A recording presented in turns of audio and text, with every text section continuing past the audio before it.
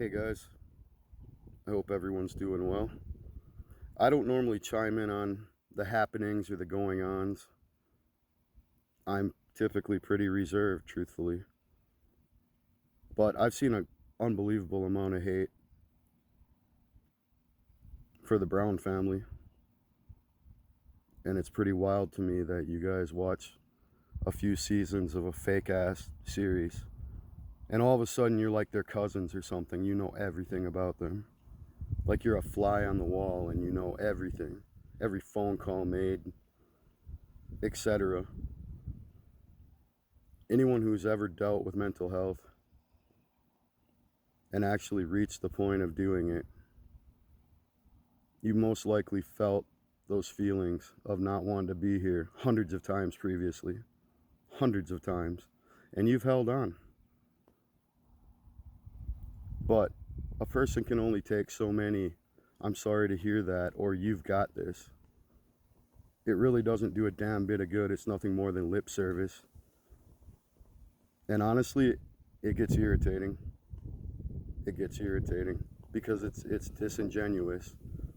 And after having a conversation with a friend when you're in that kind of shape, they'll just ghost the fuck out of you after that, knowing full well that you're hanging by a thread. If I gauged my actions based on if people ran to rescue me and let me know they love me so much, I would have been toast a long time ago. That's the reality of that. I went through treatment, I went through counseling. It's because I chose to go to treatment and counseling. Me. Um, I had a crisis 6 years ago, and I damn near was successful. I lost a ton of blood, and I was put on life support. And in that moment, I had never felt those kind of feelings ever before, previous or since. I literally checked out. I did not want to be here. I did not want to be here for one more minute. I was extremely hurt. I'm not going to go into details on all that. But when you really get to that point, you don't reach out for coddles. You don't reach out for some hero. And truthfully, when you go to your family and your life is a train wreck, if your family loves you, they're going to tell you some shit you don't want to hear.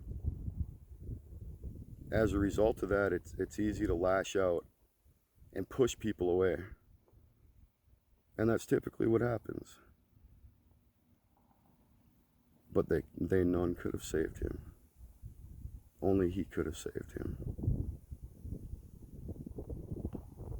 As far as people going live and getting gifts and all this shit, and how they handle the loss.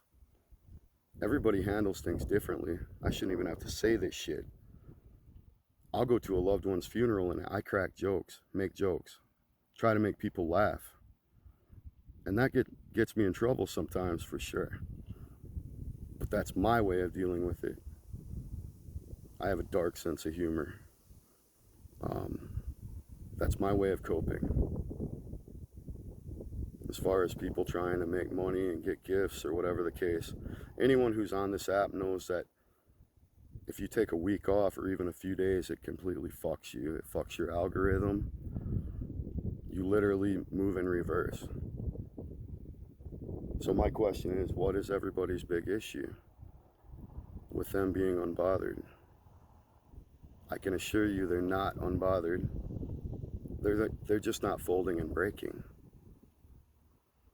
So every time one of you guys says, "Oh, you don't even give a fuck. Boy, you don't seem very sad." Maybe they've endured a great deal through their lives and they're strong people. And they're not some paper doll that falls apart and breaks. And don't get me wrong, falling apart, it's okay. It's okay, but don't condemn somebody for rising up and like rising up above all that sadness and just trying to go on.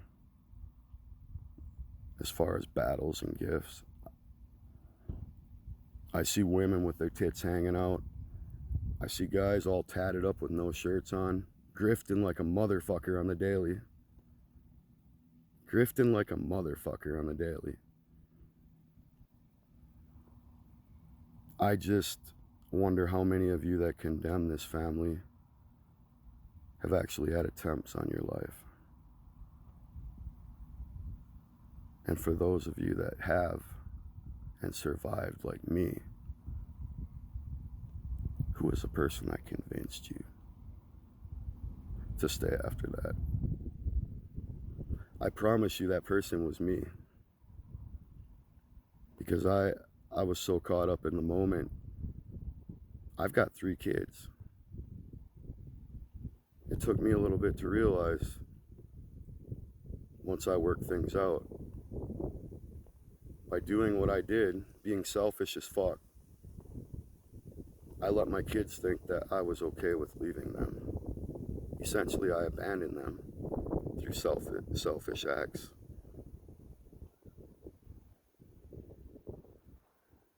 I don't know, it's pretty fucking disgusting how this family's getting treated.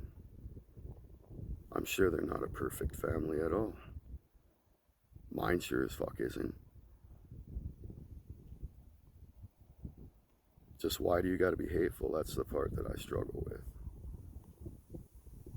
And for those of you talking shit, how many of you were talking to shit to Matt right before he did it? Days before. Fucking hypocrites. People living in glass houses throwing rocks. I could go on forever, but 7 minutes is long enough, guys. Just something to consider. No one can save you but you. And I decided I wanted to live.